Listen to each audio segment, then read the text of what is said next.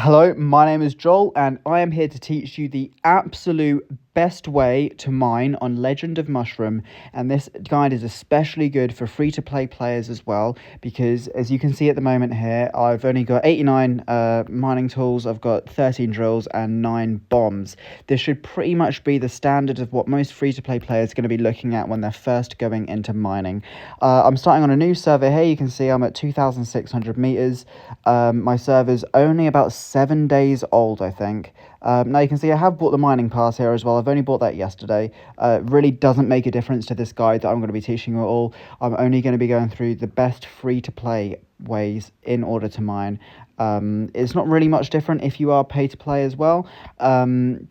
Either one of those is going to work absolutely perfectly. So I'm just going to go through a few key points in here, which is going to completely revolutionize the way that you mine.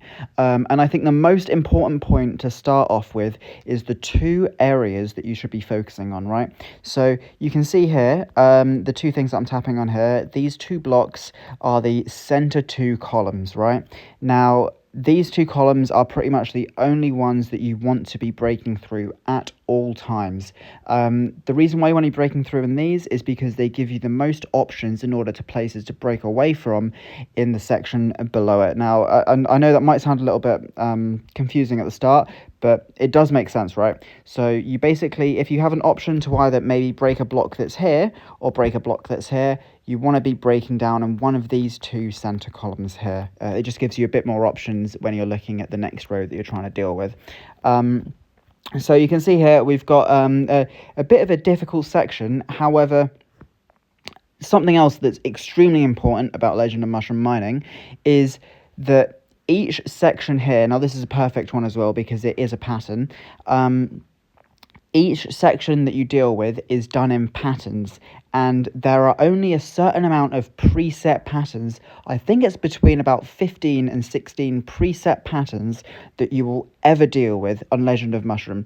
So this pattern here is a particularly annoying one because it only ever gives you on your bottom row one space which isn't a rock. So this pattern here is perfect to start off with, and you will notice that sometimes patterns repeat themselves as well. And when I talk about pattern, I mean that the exact formation of stone and dirt will... I'm sorry, my grumpy sun up just came through there. Nice one, just got first kill. Anyway, the exact pattern of dirt and rock will be exactly the same throughout the entire column.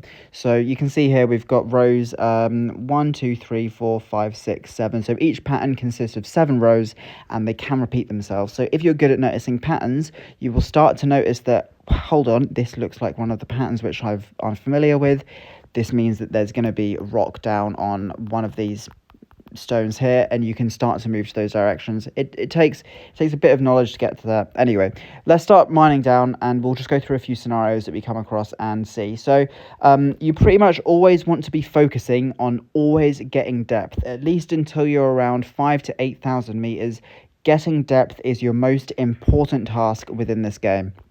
And the reason why is obviously when you gain depth here, you can see by tapping on the question mark at the top that depth exponentially increases your ore mined all the way up until you get to 10,000. However, when I said around like 5,000 to 8,000, the gain isn't as important, so you can start focusing more on mining. I would always say that around every 3 in 4 pickaxes should be used to gain depth, and when always possible as well, never go ahead and use one of your bombs up in these areas here. Bombs especially are important as well, because one bomb at this level is going to gain you 2 depth instead of 1.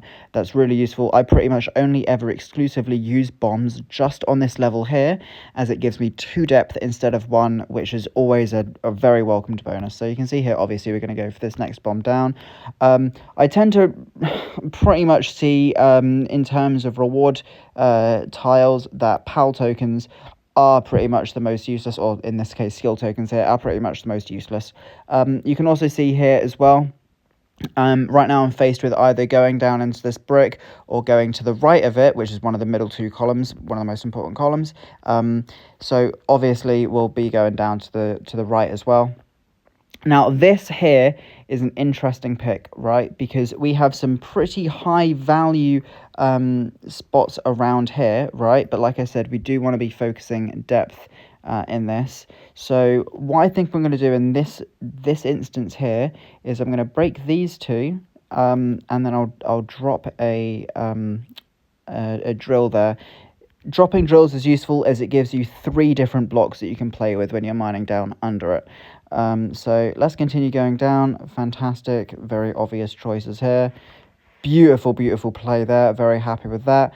Now this one, we can still gain 1 depth. We get our bomb back, and we get 2 ore as well. I think that's quite good. Also as well, just to be fair, I'm actually probably going to go, like I said, we do need to be focusing depth a lot more here. These brown ores, they're kind of there to trick new players, to be honest. They're really not that important. You will inevitably go against black ores as you're coming, or brown ores as you're going down all the time. You're like exactly in this situation here, you're inevitably just going to be hitting them anyway. The really important ones here are these gold ores and the silver ores as well. They're quite important.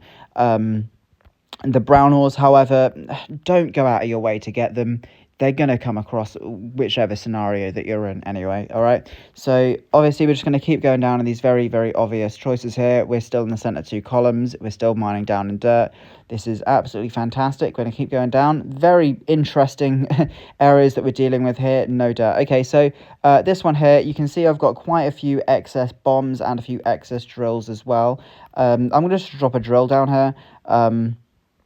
Because I don't really want to waste more pickaxes on getting the stone.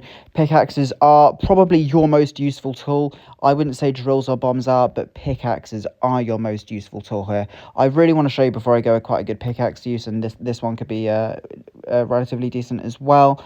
I'm just going to drop a pickaxe down here. Obviously, it not only destroys the bottom 3 blocks here, God damn it, did not mean to do that, but it also destroys the blocks above it. So if I just continue going down here as well, if you're going for ore prioritization, if maybe you quickly need a next upgrade or something, that could be completely fine. However, ideally you do want to be going for this depth here. Definitely. All right, so I'm going to continue going down. That is absolutely fantastic. I love it when I get this pattern here, especially when you hit that block as well, because you get about 7 depth in one. That was absolutely beautiful. But yeah, most of the time you just want to be heading down. Right now, I know you're probably not going to be getting as much ore as you want to. It won't feel as rewarding. However, by the time you get to the end of it, you are going to be gaining far more ore than the players that did not focus depth. A bit annoying here that we've hit one of the 2 stones that's available on this level. I'm just going to break down on one of those middle columns again. A fantastic reward for having to use those. Going to break that. That was a very obvious choice there. We're breaking 2 ores. And getting these as well. Let's continue going down. And perfect use of a drill here. If you didn't know this, by the way, if you hold down on a when you're trying to use a drill or a bomb, it shows you the pattern that each of those will break there. Quite useful if you're just looking at what will be the best possible move here. So I've pretty much explained most of it. You can also see here as well these top blocks. We've only got a stone to break here.